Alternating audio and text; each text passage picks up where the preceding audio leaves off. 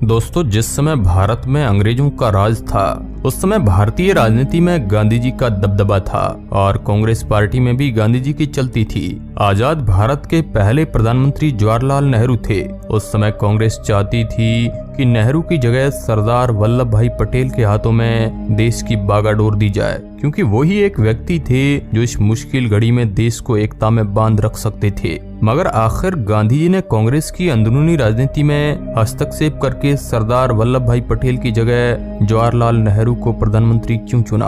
भारतीय कांग्रेस कमेटी में भी 15 में से 12 प्रांतीय कांग्रेस कमेटियों ने सरदार पटेल का नाम प्रस्तावित किया था। इस चुनाव में नेहरू जी का नाम भी नहीं था, फिर भी आखिर गांधी जी ने नेहरू जी को प्रधानमंत्री क्यों बनाया? आखिर क्यों गांधी जी ने जिद करके जवाहरलाल नेहरू को प्रधानमंत्री पद के लिए चुना? चलिए इसके बारे में विस्तार से इस वीडियो में जानते हैं। दोस्तों, बात है साल 1946 की। ये आजादी से 1 साल पहले की बात है। ब्रिटिश सरकार ने कैबिनेट मिशन प्लान बनाया, जिसके तहत कुछ अंग्रेज अधिकारियों को ये कहा गया कि वे भारत की आजादी के लिए भारतीय नेताओं से बात करें। बाद में फैसला ये हुआ कि भारत में एक अंतरिम सरकार बनेगी, जिससे कि अंग्रेज उस अंतरिम सरकार को अपना शासन सौंप सके। फिर इस बात को तय किया गया कि कांग्रेस का अध्यक्ष ही प्रधानमंत्री बनेगा। उस समय भारत के पहले शिक्षा मंत्री मौलाना अब्दुल कलाम आजाद कांग्रेस पार्टी के अध्यक्ष थे। मौलाना अब्दुल कलाम कांग्रेस पार्टी के अध्यक्ष के पद को छोड़ना नहीं चाहते थे, लेकिन महात्मा गांधी के कहने पर उन्हें ये पद छोड़ना पड़ा, जिसके बाद महात्मा गांधी पंडित नेहरू को कांग्रेस का अध्यक्ष बनाना चाहते थे, क्योंकि जवाहरलाल नेहरू उस वक्त काफी लोकप्रिय नेता थे और गांधी जी पूरी तरह जवाहरलाल नेहरू के हाथों में कांग्रेस की कमान देने का मन बना चुके थे। दोस्तों, नेहरू से पटेल का स्वभाव बिल्कुल उलट था। दोनों में बहुत अंतर थे, जो कि राजनीति में बहुत मायने रखता है। नेहरू एक आकर्षक व्यक्तित्व के स्वामी थे, जो हिंदी और अंग्रेजी दोनों भाषाओं में काफी अच्छे से बोल सकते थे, इसलिए वह एक अच्छे वक्ता भी थे और उनका खुलापन उन्हें लोकप्रिय बनाता है। इसके अलावा नेहरू थोड़े भावुक टाइप के भी आदमी थे। नेहरू जोड़ तोड़ में बिल्कुल भी माहिर नहीं थे। वे कांग्रेस में भी अलग थलग रहने वाले नेता थे।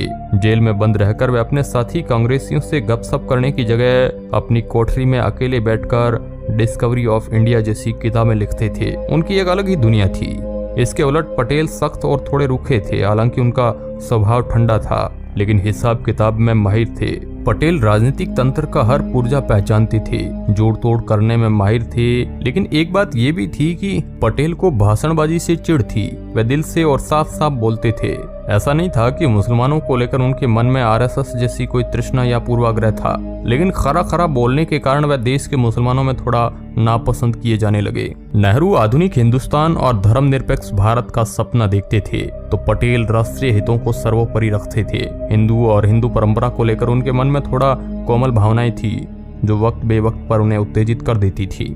फिर तारीख आती है 20 अप्रैल 1946। गांधी मौलाना अब्दुल कलाम आजाद को एक पत्र लिखकर कहते हैं कि वह एक वक्तव्य जारी करे कि अब वह अध्यक्ष नहीं बने रहना चाहते हैं। इस पत्र के बाद पूरे कांग्रेस में खबर फैल गई कि गांधी नेहरू को प्रधानमंत्री बनाना चाहते हैं। 29 अप्रैल 1946 में कांग्रेस कार्य समिति की बैठक में कांग्रेस पार्टी का एक अध्यक्ष चुना जाना था और उस अध्यक्ष को ही कुछ महीने बाद ही अंतरिम सरकार में भारत का प्रधानमंत्री बनना था। इस बैठक में महात्मा गांधी के अलावा नेहरू, सरदार पटेल, आचार्य कृपलानी, राजेंद्र प्रसाद, खान अब्दुल गफ्फार खान के साथ कई कांग्रेसी बड़े नेता शामिल थे। कमरे में बैठा हर शख्स जानता था कि गांधी नेहरू को अध्यक्ष देखना चाहते हैं। जिस प्रकार पहले होता आ रहा था कि कांग्रेस अध्यक्ष का चुनाव प्रांतीय कांग्रेस कमेटी करती थी और 15 में से 12 प्रांतीय कांग्रेस कमेटियों ने सरदार पटेल को अपना समर्थन दे दिया। बची हुई 3 कमेटियों ने आचार्य जेबी कृपलानी और पदाभी सीतारमैया का नाम प्रस्तावित किया था। यहाँ पर किसी भी प्रांतीय कमेटी ने नेहरू का नाम तक नहीं लिया था, जबकि सारी कमेटियों को ये बात पता थी कि गांधी जी नेहरू को ही अध्यक्ष बनाना चाहते हैं। इसके बाद सभी लोग वहाँ पर बैठे ही थे और गांधी जी ने नेहरू की तरफ देखकर कहा, जवाहर वर्किंग कमेटी के अलावा किसी भी प्रांतीय कमेटी ने तुम्हारा नाम नहीं सुझाया है, तुम्हारा क्या कहना है? गांधी जी की इस बात पर नेहरू कुछ नहीं बोले, वो चुप रहे। वहाँ बैठे सारे लोग खामोश थे। गांधी जी को शायद उम्मीद थी कि नेहरू कहेंगे कि कोई बात नहीं, पटेल को मौका दे दो, मगर नेहरू ने ऐसा कुछ नहीं कहा। अब इसके बाद सब कुछ गांधी जी के हाथ में था। गांधी जी को ही अंतिम फैसला लेना था। अब अध्यक्ष पद के 2 उम्मीदवार थे, एक नेहरू और दूसरे पटेल। नेहरू तभी निर्विरोध अध्यक्ष चुने जा सकते थे जब पटेल अपना नाम वापस ले। सरदार वल्लभ भाई पटेल गांधी जी का बहुत सम्मान करते थे, इसलिए वो गांधी जी की बात को टाल नहीं पाए थे। जब गांधी जी ने नाम वापसी की पर्ची पटेल के सामने की तो सरदार पटेल ने अपना नाम वापस ले लिया। इसके बाद नेहरू अध्यक्ष पद के लिए चुने जाते हैं। राजेंद्र प्रसाद जैसे कुछ कांग्रेस नेताओं ने जरूर खुलकर कहा कि गांधी जी ने ग्लैमरस नेहरू के लिए अपने विश्वसनीय साथी का बलिदान कर दिया, लेकिन ज्यादातर कांग्रेसी इस बात पर चुप ही रहे थे। अब सवाल ये उठता है कि इतने विरोध के बाद गांधी जी ने पटेल की जगह नेहरू को प्रधानमंत्री क्यों चुना। जैसा कि गांधी जी ने कहा था कि उनके पास इसकी कई वजह थी, लेकिन वे वजह न तो किसी ने उनसे पूछी न उन्होंने किसी को बताई। कांग्रेस में तो किसी में हिम्मत नहीं थी कि वह बापू से पूछे कि सरदार पटेल जैसे योग्य नेता को छोड़कर आपने नेहरू को क्यों चुना।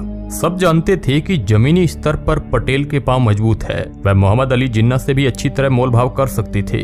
जब महात्मा गांधी से एक पत्रकार ने पूछा कि आपने पटेल को क्यों नहीं चुना, तो गांधी जी ने माना कि बतौर कांग्रेस अध्यक्ष पटेल एक बेहतर नेगोशिएटर और ऑर्गेनाइजर हो सकते हैं, लेकिन उन्हें लगता है कि नेहरू को सरकार का नेतृत्व करना चाहिए। पत्रकार ने पूछा कि ये गुण आप पटेल में क्यों नहीं देख पाते, तो इस पर गांधी जी ने हंसते हुए कहा, जवाहर हमारे कैंप में अकेला अंग्रेज है। उन्होंने कहा, जवाहर दूसरे नंबर पर आने के लिए कभी तैयार नहीं होंगे। वो अंतर्राष्ट्रीय विषयों को पटेल के मुकाबले अच्छे से समझते हैं, वो इसमें अच्छी भूमिका निभा सकते हैं। ये दोनों सरकारी बैलगाड़ी को खींचने के लिए दो बैल है, इसमें अंतर्राष्ट्रीय कामों के लिए नेहरू और राष्ट्र के कामों के लिए पटेल होंगे, दोनों गाड़ी अच्छी खींचेंगे।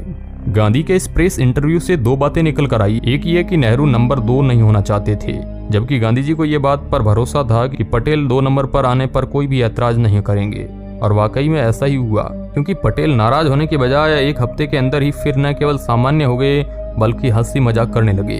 दूसरी बात यह कि गांधी जी को लगता था कि अपनी अंग्रेजियत के कारण सत्ता हस्तांतरण को नेहरू पटेल के मुकाबले ज्यादा बेहतर ढंग से संभाल सकते हैं। महात्मा गांधी ने एक और मौके पर भी यही बात कही थी कि जिस समय हुकूमत कांग्रेस के हाथ से ली जा रही हो, उस समय कोई दूसरा आदमी नेहरू की जगह नहीं ले सकता। वह हैरो के विद्यार्थी है, कैम्ब्रिज के स्नातक और लंदन के बैरिस्टर होने के नाते अंग्रेजों को वह बेहतर ढंग से संभाल सकते हैं और अंग्रेजों से अच्छे से निपट सकते हैं। यहाँ यूं देखा जाए तो गांधी सही थे, क्योंकि बाहर की दुनिया में नेहरू का नाम आजादी की लड़ाई में गांधी के बाद दूसरे नंबर पर था। न केवल यूरोपीय लोग बल्कि अमेरिका में भी नेहरू को महात्मा गांधी का स्वाभाविक उत्तराधिकारी मानते थे, जबकि पटेल के बारे में ऐसा बिल्कुल नहीं था।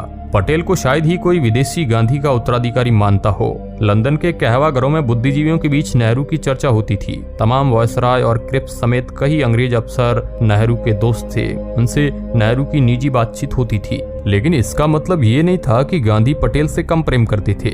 आज न गांधी जी है, न नेहरू है और न ही सरदार वल्लभ भाई पटेल। ये एक ऐसा वक्त था जो गुजर गया है और आज जमाना पूरी तरह से चेंज हो गया है। आज नेहरू कटघरे में है और गुजरात में लगी लौह पुरुष पटेल की करीब 600 फीट ऊंची दुनिया की सबसे बड़ी मूर्ति इतिहास को पलट कर देख रही है। लेकिन सरदार वल्लभ भाई पटेल ने जो देश के लिए काम किया उसे हम भूल नहीं सकते हैं। उन्होंने ही अपनी समझदारी के दम पर उस विकट परिस्थिति में भारत को एकता में पिरोने का काम किया। अगर सरदार पटेल ये काम नहीं करते तो आज भारत कई टुकड़ों में होता। आप इस मुद्दे पर क्या सोचते हैं? कमेंट के माध्यम से हमें जरूर बताएं।